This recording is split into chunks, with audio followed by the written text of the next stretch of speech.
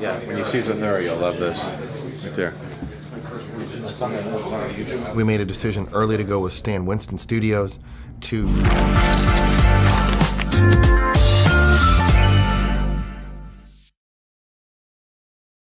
design with us the Iron Man suits. That's going to be too kicky. Yeah. And that's too matty. I like the brush feeling. Yeah, on it, this too. is kind of I'd like to say, gosh, everybody was just clamoring after us to do Iron Man, but the fact of the matter is that the minute we heard that Iron Man was being made, we went after it. We're all Iron Man fans. It was like the perfect thing for the studio. So we went after the show, and at just about the time that Jon Favreau was signed to actually direct it was when we took our first meeting with Marvel, and Jon was in that meeting. This particular film was a little bit more interesting because there was already a design idea or a series of design ideas in place. They had conceptual drawings of Iron Man that fit a certain body proportion and a certain body type. So we had to inherit those and then bring them into our world and make them function. The big challenge was the fact that they hadn't cast anyone to be Iron Man. And here it is. Here's the final. And that's what we come to. Here it is. Yeah. That's what we get for the amount we have to spend. The journey you generally go through in the creation of a suit is you sit down with Stan Winston, his design team, our internal team, Favreau, the producers, and everyone starts with drawings and images, and you Photoshop, and you get to sort of a 2D drawing, like a color drawing that you can hang up. That then gets moved to a modeling stage, to a 3D model, so you see a quick time of a model that turns. Then that goes to a clay maker, and then you see the first clay made of it, and it's something tangible now that you can touch and you can spin. And we're convinced that a human head would actually fit in this thing, right? The ears are right up inside, right up against the... It's exciting. This is when you really get a sense of the movie coming together, when you start to see this. It's a bigger leap in some ways to go from an idea to this than to go from this to the actual movie. And then there's generally a maquette that's made, which is a miniature desktop model of it, and it might be only 2 feet tall. It's a work in progress, but it's coming along. That's great. Obviously, we don't have the wardrobe when we get withheld. And then you wait, and you know the next step is the suit. And it's the full-size, shootable, physical suit that a person's going to get into. I've never made a movie of this size before or of this genre. I've always been a fan, but it's a daunting undertaking. The day I knew everything was going to be okay was the day that Robert Downey Jr. was attached to play Iron Man. That is gorgeous. What Kevin's going to do, and they're going to take a cast to your foot so that it's a very low relief strap. Stan Winston's reputation and Shane, the guys on that team, I've worked with them before. Every time you go into their shop, you go, oh my God, and they did that, and they did that, and AI, and this and that. And you see a history of films that I grew up on. The reason that I'm playing Tony Stark, the reason that I'm involved in Iron Man, the reason that I'm so excited is I'm crazy about movies. That's why I wanted to become an actor. That's why I could cry watching Chud, Cannibalistic Humanoid Underground Dwellers. I buy into movies, I love it. I see The Fly, I don't care if that's Jeff Goldblum going, you know, I'm like, I'm in it. They're transporting, the fly's dying. I mean, I'm a sucker for this stuff. Yeah, again, I'm just thrilled to land another gig with you. That's cool. Me too, man. Yeah. The best thing I can tell you about me is ultimately I just don't do anything. Oh, I'm sick. I'm out of here. All right. Later. Get a good night. Stan, thanks. Good to see you, Rob. Okay. I'll see you soon. I walk in like a fan because I say it humbly because I really don't do it. I did it when I started. Now I oversee it. Shane oversees it. Everybody. I just enjoy it. I come in and it's easy for me to say, wow, that's cool. Do more of that. You know, make sure my name is on the screen. How many gags are you doing? We're going to do the inclined one Yeah. after this one, but this one right now you're more upright. We're just going to do a small blender section. Hey, I don't like my little tummy there. I'm not doing all this core work for nothing. That's all I'm saying. Behold the mass. I'm beholding the We could hold off on this part. Uh-oh.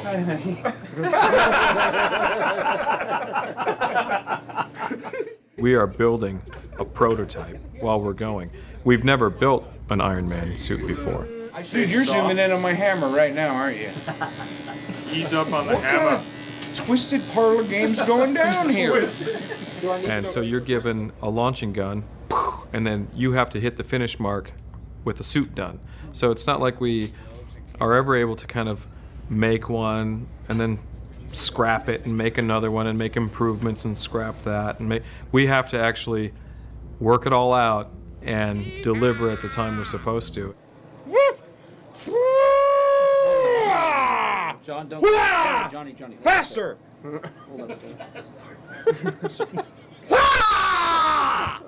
Thank you. Right now you're in the Stan Winston mold shop, the finishing shop. What you see behind me is where most of the parts are being modeled and parts are being painted. There's about 450 individual parts that make this suit. This is going to be the Mark II's chest. This is where the RT will go, and it's actually spray chrome metal, and it's been brushed. This is actually the process of putting in the rivets based on the design. And it's not really a polished rivet at all, it's just the illusion of a polished rivet. These are two pieces from the Mark III, and these are from our early test. This enormous calf that has sort of the accoutrement of like jet engines and things.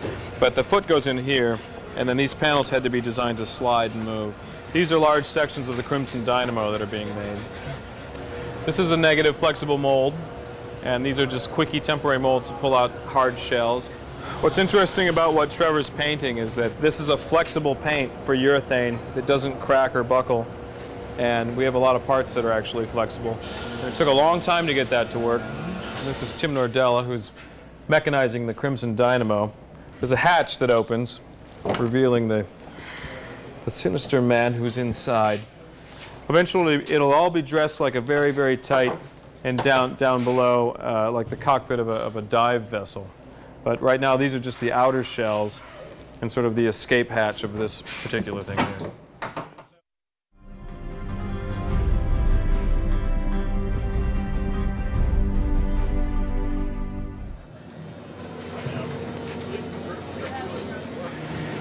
When you work with someone like Stan Winston's company, so far, this is John and my second film with them. It's still a pretty magical experience when that suit's first rolled out. And Shane likes to put it behind a curtain generally and unveil the curtain in a very dramatic way, and there was Iron Man standing behind. What do we do today? I turned it on. Voila! And then you look at it and you touch it, and it's sort of half excitement and half fear because it's very real. And generally you're pretty close to production at that point when that suit's shown to you. So hopefully your research was right, and the proportions all line up, and the textures are good, and the colors, and all the decisions you made along the way make sense. Once you start to not see the whole guy, the proportions of him, and I think 235 is a good move here. I think it holds up really well. When John first saw it, he was all smiles. I mean, he was really happy. Once the stuntmen had really become accustomed to the suit, when they started out, they were just a little afraid of damaging it. Plates intersecting and chipping off paint and that kind of thing. But by the end of the day, he'd really gotten the full range of motion and had sort of learned to live in the suit.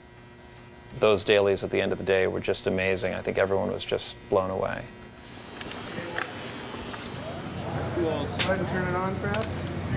You have to be strong and you have to be athletic to do this. It's like wearing very heavy football gear.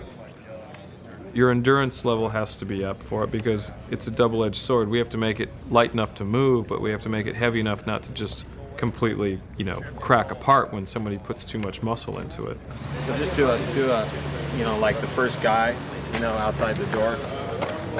The Mark I with the flamethrowers and stuff was close to 100 pounds. Without the flamethrowers and the gas and everything on it, it was maybe 60 or 70 pounds. Okay, and roll camera. What it feels like you're doing inside the suit doesn't relate at all. When I'm walking, if I look down to see my mark at all, they notice. But when I roll my shoulders up and try to get the hero pose, they can barely see it. So it's taken a while to watch ourselves on camera to learn what it looks like and what the moves relate to. Another rotation, Mike. Like right here it locks out.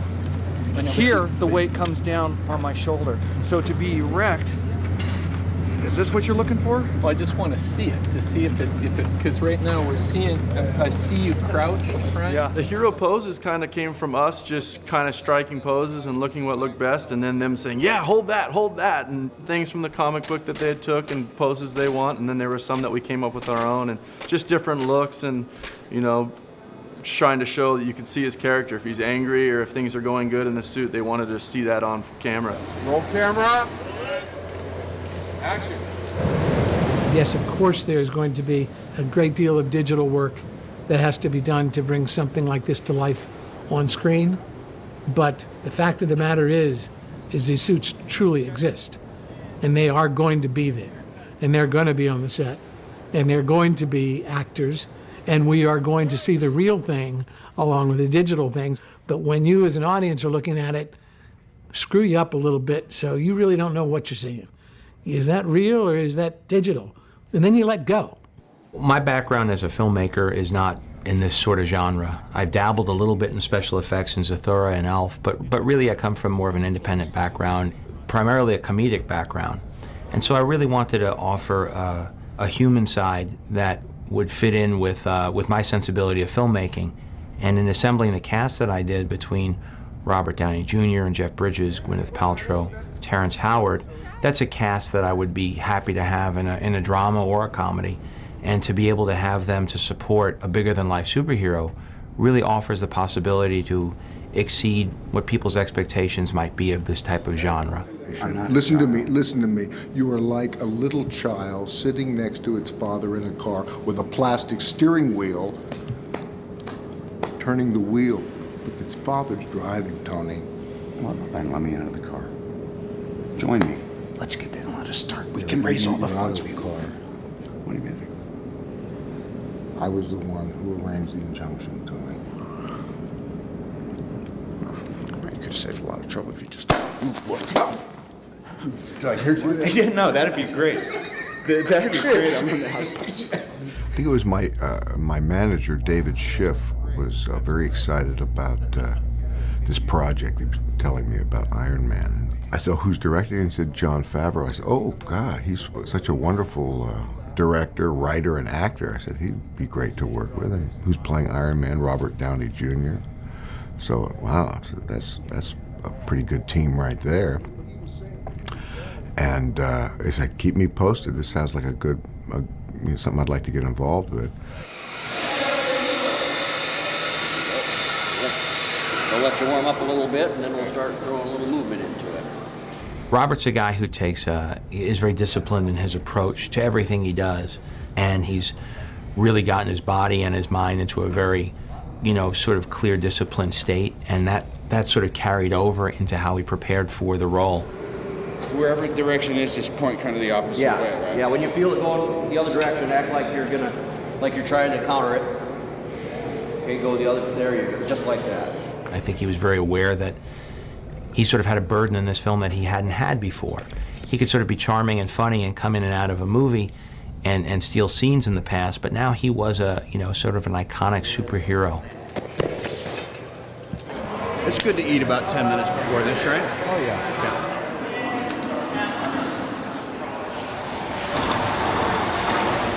I weight train crazily, and I do a lot of martial arts and yoga, Kung Fu, Wing Chun Kung Fu, but I was doing that anyway. Are you going backwards so they be pumped up? About a year ago, I said, I really want to put on some size, which isn't easy when you're in your late 30s, and now I'm 41. I thought if I'm ever going to do a movie like this, I've got to do it quick before it's not embarrassing. But anyway, I feel like I've got a 5 to 7 year window, and then if it goes past that, then I'm sure all the optical stuff and CGI will have advanced to make you look better. That's good.